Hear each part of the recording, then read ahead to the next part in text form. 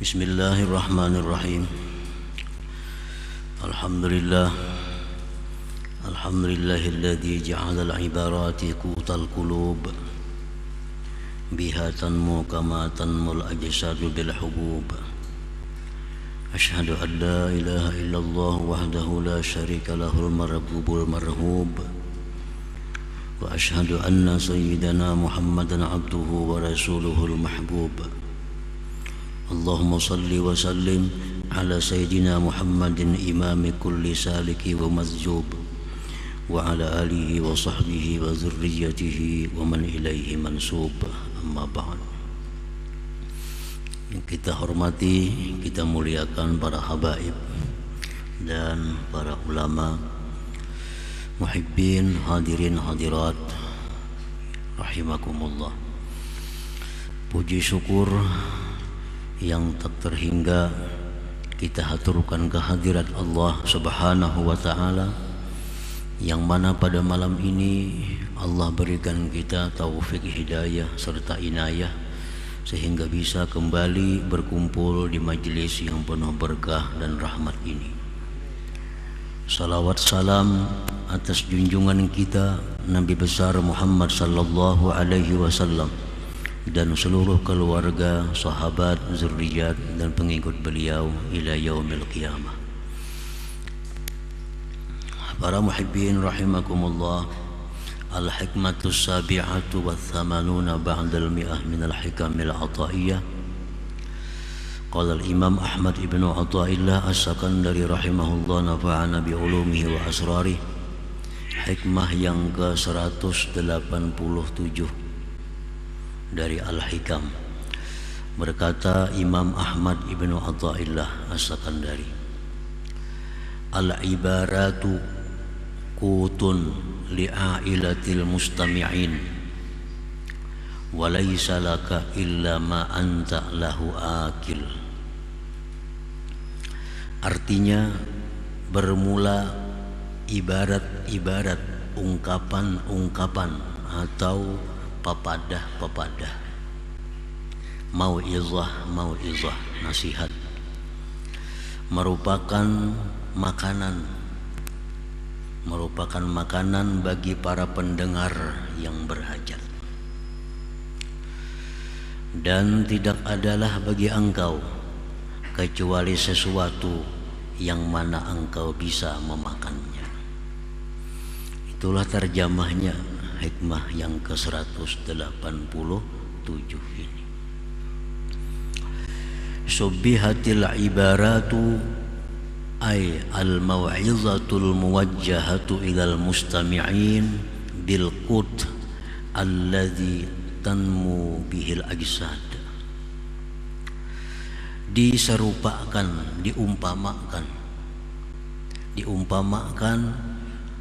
nasihat-nasihat, pepadah-pepadah yang diarahkan kepada pendengar.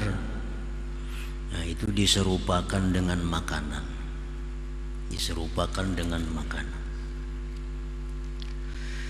Yang dengan makanan itu menjadi tumbuhlah jasad-jasad. Nah, dengan makanan itu menjadi tumbuhlah tubuh kita ini.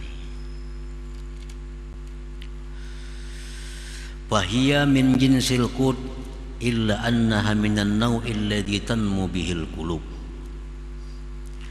Nasihat-nasihat agama itu termasuk jenis makanan,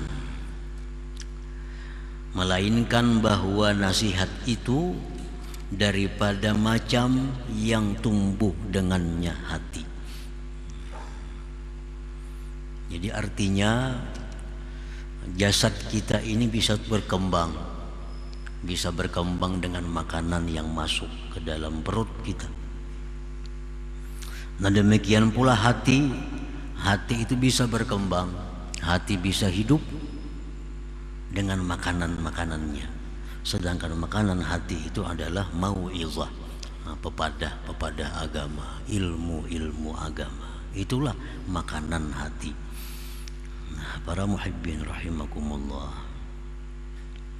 Jadi artinya Setiap tubuh jasad yang kurang makanan, tubuh yang kurang makanan bergizi, dia akan menjadi kurus dan mudah diserang penyakit. Badan kita, tubuh kita yang kurang makanan bergizi itu akan menjadi kurus dan mudah datang penyakit, baik penyakit dari dalam tubuh seperti bakteri-bakteri atau penyakit yang dari luar tubuh seperti virus dan lain-lainnya. Nah, mudah tertular, mudah terjangkit. Belum lagi penyakit yang sudah ada di dalam tubuh itu berkembang karena tubuh kita kekurangan makanan yang bergizi itu. Nah, demikian pula hati kita ini, demikian pula hati yang kurang pemasukan, hati yang kurang mau'izah, kurang pepadah, hati yang kurang pemasukan pepadah yang baik, maka hati kita ini menjadi kurus. Hati menjadi kurus dan mudah diserang penyakit juga, baik penyakit dari dalam yang berasal dari nafsu atau penyakit dari luar yang datang dari syaitan atau lingkungan. Nah, para muhibbin rahimakumullah. Jadi kedua itu makanan diperlukan oleh manusia. Jadi manusia bukan hanya punya tubuh yang sehat, tetapi juga hati yang sehat. Supaya tubuh sehat, cukupi dengan makanan yang baik, makanan bergizi. Nah, hati supaya sehat, cukupi dengan mau'izah, dengan ilmu-ilmu yang bermanfaat. Dengan demikian itu menjadi manusia yang sempurna. Nah, para muhibbin rahimakumullah, orang-orang yang cenderung mengutamakan makanan-makanan untuk perkembangan tubuh. Nah, manusia yang cenderung mengutamakan makanan-makanan yang diperlukan tubuh, menomorduakan makanan-makanan yang diperlukan oleh hati. Ini manusia cenderung arahnya kepada hewan. Cenderung kepada hewan. Yang pentingnya kenyang, penting makan nyaman, makanan sehat, makanan 4 sehat 5 sempurna. Nah, tapi perkara makanan hati lalai. Nah, makanan hati kada terurus. Ini manusia cenderung kepada hewan, cenderung kepada binatang. Nah, binatang yang diurusnya adalah hati. Nah, kemudian manusia yang hanya mementingkan kesehatan rohani, kesehatan hati. Nah, dia menuntut ilmu yang bermanfaat untuk dirinya. Bahkan dia melalaikan makanan-makanan untuk kesehatan jasmaninya. Nah, ini manusia cenderung kepada malaikat. Cenderung kepada malaikat.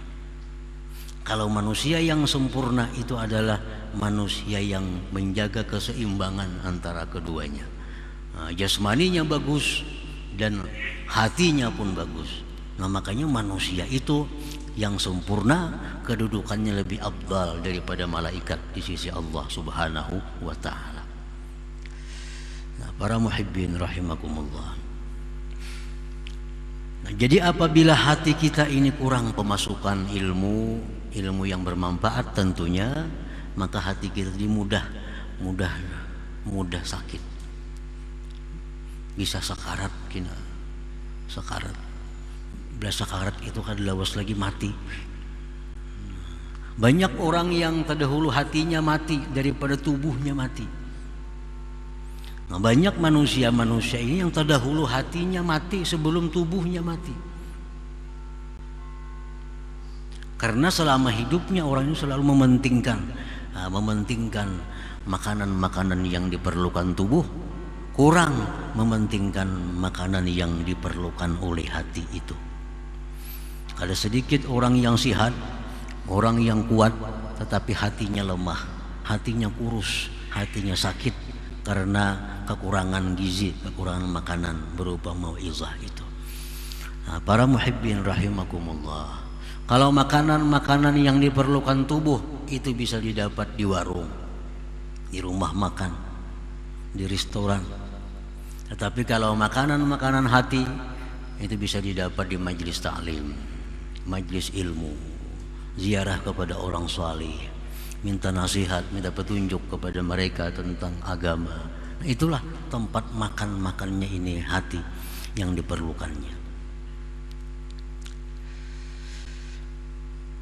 Nah, penyakit yang bisa menyerang hati manusia karena kekurangan ilmu, kekurangan mau'izah, seperti penyakit ria, itu jelas sudah. Orang yang ria itu orang yang hatinya sakit, kekurangan nasihat, kekurangan pemasukan agama, timbul ujub, sombong, dengki, dendam, kikir. Itu semuaan penyakit-penyakit yang letaknya di hati, yang memudaratkan di akhirat, memudaratkan di akhirat akibat dari kurangnya pemasukan ilmu agama. Nah, kita kalau kurang makan sehari ini kita ribut benar. Biasa makan 3 hari sekali, ini makan sekaliannya sehari, wah, dianggap kayak setengah kelaparan sudah. Tapi kalau kita kada ada pemasukan hati seminggu kada ada masalah. Memang penyakit hati kada terasa, macam penyakit tubuh. Kekurangan makanan langsung kita lemah, kada berdaya awak kita. Tapi kalau kita hati kekurangan makanannya itu perlahan, nah, sakitnya perlahan, dan nampak risikonya, bahayanya begitu menjelang ajal. Nah, disitulah risikonya penyakit hati ini akan mulai nampak bahayanya. Nah, itu yang dimaksud oleh pengarang tadi, al-ibarat kutun li'ailatil mustami'in. Ibarat ungkapan-ungkapan nasihat, mau'izah itu laksana makanan bagi para pendengar yang memerlukan, yang berhajat. Walakin laisa kullu ta'am salihan nafi'an lil ajsad. Tetapi tidaklah tiap-tiap makanan itu patut bermanfaat bagi seluruh tubuh, bagi tubuh manusia. Kada semuaan makanan itu patut bermanfaat bagi tubuh manusia, karena tubuh manusia ini kada sama. Ada nang anum masih kekanakan, ada nang remaja, ada nang setengah dewasa, ada nang tua berpenyakitan. Jadi kada semuaan makanan itu bermanfaat bagi jasad, bagi tubuh. Lianna minat ta'am ta'aman yadurru ba'dal ajsad, karena ada makanan yang membahayakan bagi tubuh, bagi sebagian tubuh. Lianna minat ta'am ta'aman yadurru ba'dal ajsad, karena daripada makanan itu ada makanan yang membahayakan sebahagian tubuh manusia. Bagi orang ini mungkinnya makan ini kada apa-apa, tapi bagi kawan kita kalau makan itu bahaya. Nah, jadi makanan itu walaupun pada dasarnya makanan itu bagus, baik, bermanfaat, tapi tergantung nang memakannya nih. Nah, bagi orang ini makan nasi, makan itu, makan ini menyehatkan tubuhnya. Bagi kawan kita membahayakan. Bagi kanak-kanak yang umur masih bayi, makan kerupuk, makan kacang membahayakan. Kenapa? Karena perutnya masih belum mampu untuk itu.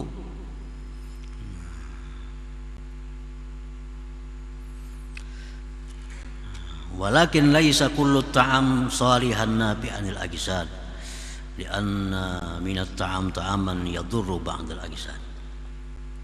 Nah, wa kadzalika laisa kullul mau'izah salihan nabi'an liqulubil mustami'in. Seperti demikian pula bukanlah tiap-tiap nasihat, tiap-tiap papadah, tiap-tiap ilmu itu patut bermanfaat bagi hati orang yang mendengarnya. Ilmu pun demikian. Kalau semuaan ilmu bermanfaat untuk pendengar. Lianna minal mau'izah ma la yasluhu wa la yanfa'u bal yadurru li ba'dil mustami'in, karena sebagian daripada nasihat, sebagian daripada papadah itu ada yang tidak patut, tidak berguna, bahkan membahayakan bagi sebagian pendengarnya. Nah, ilmu pun demikian. Kada semua ilmu itu bisa diserap oleh pendengarnya. Kada semua ilmu baik didengar. Tapi ada ilmu-ilmu yang bermanfaat untuk sekelompok manusia, tapi justru membahayakan kepada kelompok yang lain. Jadi kada patut juga kita mengaji ke tiap-tiap pengajian. Barangkali kita lain golongannya, mesti dipilih juga. Majelis-majelis taklim itu belum tentu itu cocok dengan golongan kita, karena ada nasihat agama yang hanya patut untuk sekelompok orang, tapi justru membahayakan kepada kelompok yang lain. Kenapa? Karena ilmunya bagus, ilmunya sama-sama baik, cuma keadaan orang yang mendengar ini berbeda-beda. Kada sama pemahamannya, kada sama hatinya, kada sama dan sebagainya. Nah, contohnya kaman fil marhalatil ula bisuluk la yasluhu lahu ay yastami ala ibaratil muwajjahati lil arifin al wasilin. Seperti orang yang dalam perjalanan pertama, seperti orang yang dalam tahapan awal pada suluk, tidaklah patut baginya mendengari nasihat-nasihat, pepadah-pepadah yang ditujukan kepada orang-orang yang sudah ma'rifat yang sampai. Itu contohnya. Ini orang ini hanya hendak bermula suluk nih. Arti bermula suluk tuh orang ini hendak bujur-bujur menjalani agama. Hendak bujur-bujur menjalani agama, hendak bujur-bujur mendekatkan diri lawan Tuhan, bujur-bujur hendak dapat ma'rifatullah di dalam dunia ini. Nah, ini orang ngarannya permulaan suluk. Nah, orang yang di permulaan suluk ini apabila langsung diberi ilmu yang digunakan oleh orang-orang yang sudah ma'rifat kepada Allah, ini membahayakan yang pertama dalam suluk ini. Orang yang dalam tahapan pertama suluk itu ilmu yang mesti dipelajarinya adalah tobat dulu. Tobat itu jadi pelajarinya. Nih kita hendak jadi orang baik nih, hendak jadi orang baik, hendak bercita-cita suluk menjalani jalan yang diridhai Allah, hendak juga suatu saat kita ma'rifat kepada Allah sebelum mati, hendak jadi orang yang diridhai Allah, hendak jadi hamba Allah. Suluklah dia. Nah, kayak apa caranya suluk nih? Pertama-tama yang dilakukannya adalah tobat dulu. Jangan dicampur lawan bab-bab lain dari ilmu. Jangan belajar tentang zuhud, jangan belajar tentang wara, jangan belajar tentang macam-macam, jangan. Khusus belajar tobat. Ya, orang hendak melangkah menjadi orang salikin. Nah, pelajari dulu tobat. Tobat ini dalam rangka takhliyah, pembersihan dirinya. Nah, belajar masalah tobat itu kada tuntung sehari dua hari, kada tuntung. Pada praktiknya makin lawas lagi. Jadi masak-masak belajar tobat nih macam apa supaya kita diterima mendaftar jadi orang salikin.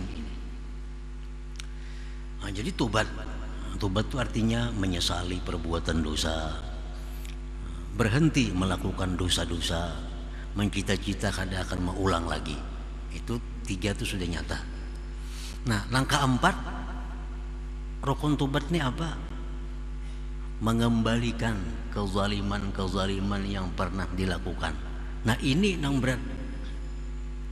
Mengembalikan raddul mazalim ila ahliha, mengembalikan kezaliman kepada ahlinya.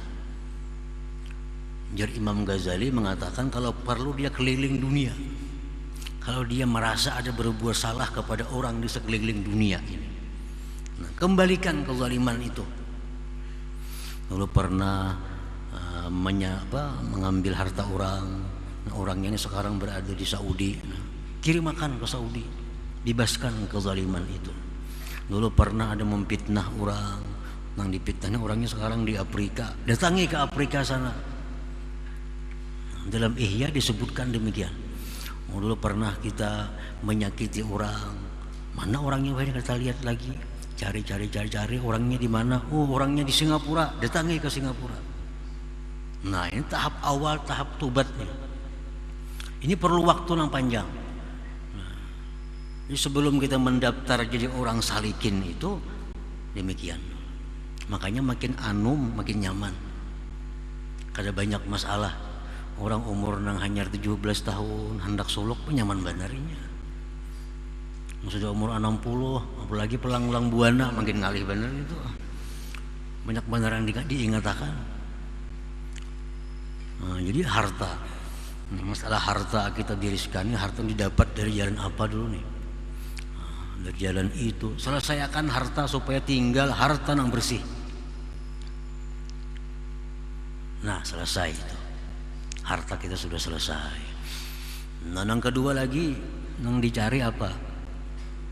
Wadarakul fawaid, memperdapati keluputan. Dulu banyak ada kada sembahyang, nah, bayari. Dulu ada kada puasa, bayari. Dulu zakat kada biris, selesaikan. Nah, ini perlu waktu mungkin berbulan-bulan, bisa bertahun-tahun hanya mengurus urusan tobat ini. Nah, bagi ini orang yang dalam tahapan pertama suluk, jangan hendak belajar ilmu macam-macam, jangan hendak mendengar pengajian sana sini, itu aja diurus.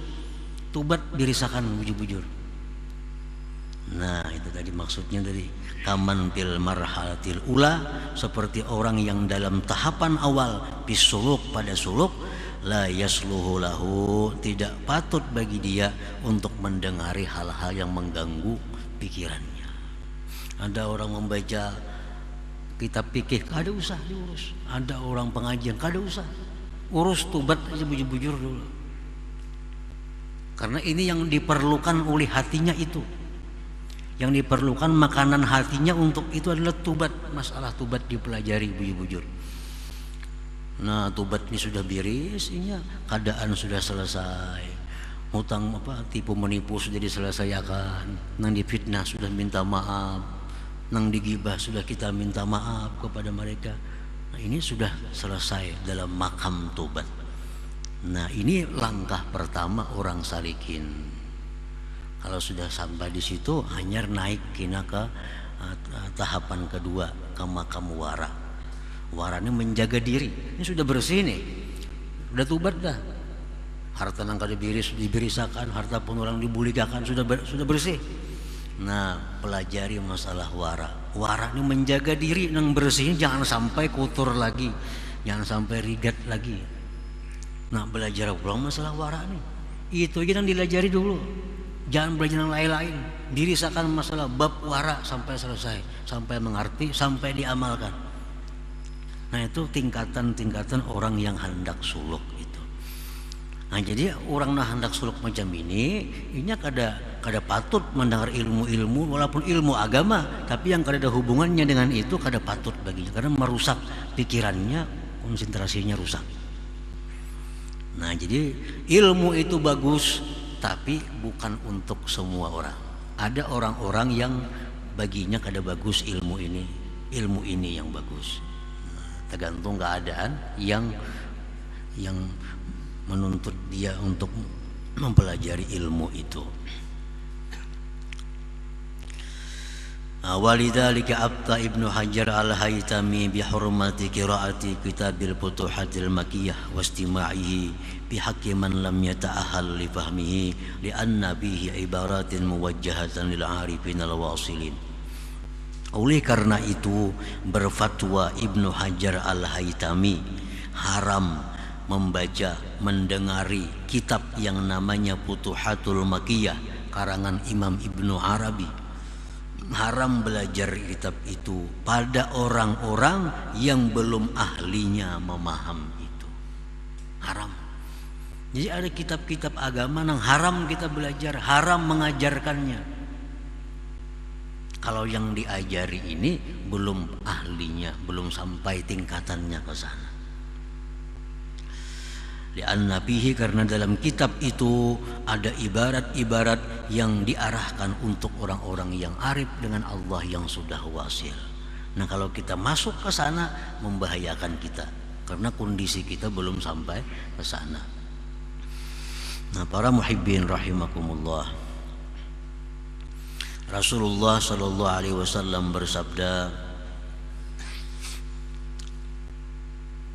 ma ahadun yuhadditsu qauman bihadisin la tablughuhu uquluhum illa kana fitnatan ala ba'dihim. Ujar Nabi, tidak ada seseorang yang mengajarkan kepada suatu kaum dengan pelajaran yang tidak sampai akal mereka ke sana. Nah, akalnya kada sampai ke sana. Ini orang ini hanya belajar parukunan, hanya belajar parukunan, hanya belajar sifat 20, akalnya nggak situ aja nyar.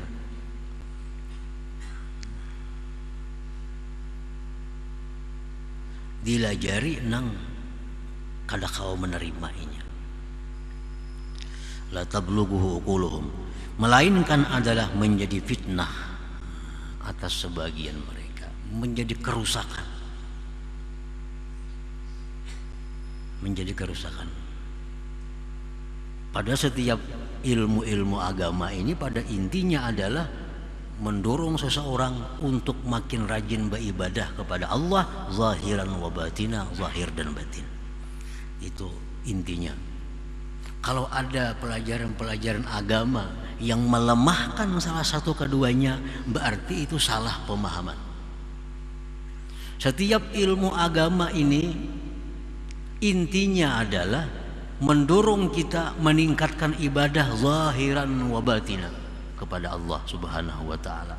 Apabila ada pengajian-pengajian, pelajaran-pelajaran yang melemahkan salah satu keduanya, itu pengajian yang salah pemahamannya.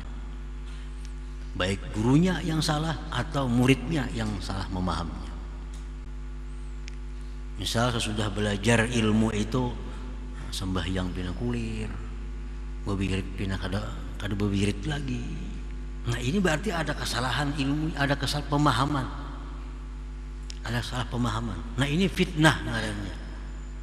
Orang dulunya taat lawan ibu bapak, imbah mengaji, wah ini wani lawan kuitan. Ini ada masalah pelajaran nih. Ilmunya bagus, mungkin nang mengajarkan ini keliru atau inya belajar kada sampai memaham. Pada setiap ilmu yang diajarkan Rasulullah itu pasti untuk meningkatkan kita ibadah kepada Allah baik zahir maupun batin. Kada mau timpang. Kada mau timpang. Nabi kita contohnya, contoh paling sempurna adalah Rasulullah SAW. Zahir beliau ibadahnya sempurna, batin beliau pun sempurna. Nabi sembahyang sunat, puasa sunat, sembahyang berjamaah. Itu Nabi. Itu ibadah zahirnya. Kalau hati Nabi sudah kada ada kisah lagi. Nah, itulah contoh pelajaran Nabi, bahwa yang diajarkan Nabi itu meningkatkan ibadah kita kepada Allah zahir dan batin. Kalau kita belajar ilmu membuat kita lemah salah satu di antara ibadah zahir atau batin, berarti ilmu itu ada masalah yang kita kada paham, atau yang mengajarkan kada memberi paham yang bagus kepada pendengarnya. Wa qala Ali radhiyallahu anhu, berkata Imam Ali, wa asyara ila sadrih, Imam Ali berkata dan beliau menunjuk ke dada beliau, Ujar Imam Ali, innaha huna la'uluman jamma. Ujar Sayyidina Ali bahwa di sini banyak ilmu. Menunjuk ke dada Sidin. Law wajadtu laha hamalah, jikalau aku dapati ada orang yang bisa menanggung ilmu itu. Artinya apa? Kada semua ilmu mesti disampaikan. Lihati orangnya. Ada orang bertakun Sayyidina Ali, ini kayak apa Sayyidina Ali ini? Kan jadi jawab Sidin. Dia orang amalar ilmu Sayyidina Ali itu bertakun kada mau jawab. Nah, kenapa Sidin kada menjawab? Nah, Sidin melihat ini orang kalau dijawab justru merusak dirinya, membahayakan dirinya. Nah, kan jadi jawab. Jadi kalau semua pertanyaan itu mesti dijawab. Dilihat nang bertakun memanfaatkan lawannya kalau dijawab. Nah ini bertakun. Kalau kita jawab, kita memanfaatkan lawan dirinya. Ini Sayyidina Ali demikian, Imam Malik demikian, Imam Syafi'i banyak pertanyaan-pertanyaan yang Sayyidina kada jawab. Kenapa? Karena kalau dijawab kada ada manfaatnya bagi nang bertakun itu, bagi nang bertanya itu. Nah jadi Sayyidina Ali dalam dadaku ini banyak ilmu. Ya kalau ada nang kawa menerimanya. Nah cuma kada kawa menerima. Ini hanya sebagian ilmu. Anjir Abu Hurairah, aku dapat daripada Rasulullah itu 2 kampil ilmu. 2 kampil, 2 karung ilmu. 1 karung ilmu aku sebarkan kepada manusia. 1 karungnya kalau aku sebarkan sembelih orang aku. Sekarungnya mau kau sebarkan sembelih orang aku, ya Abu Hurairah. Artinya apa? Bahwa memang ada ilmu itu yang dipelihara, yang hanya diberikan kepada segelintir orang yang bisa mengerti tentang itu. Karena semua ilmu mesti diajarkan, mesti dipelajari. Nah kita lihat keadaan-keadaannya. Nah itu yang dimaksud oleh Imam Ahmad ibnu Athaillah, walaysa laka illa ma anta lahu akil. Tidak ada bagi engkau kecuali yang engkau bisa memakannya, bisa mencernanya. Itu ilmu yang dipelajari. Jangan mempelajari ilmu yang kita belum mampu untuk mencernanya, justru akan membahayakan bagi hati kita. Nah selanjutnya hikmah yang ke-188, insyaallah. La hadratin Nabi sallallahu alaihi wasallam, al-Fatihah.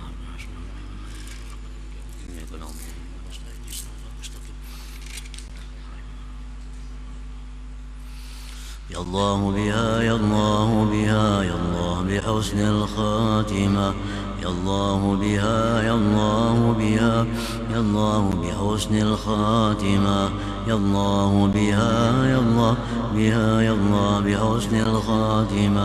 فيا أيها الرجون منه شفاعة صلوا عليه سلموا تسليما.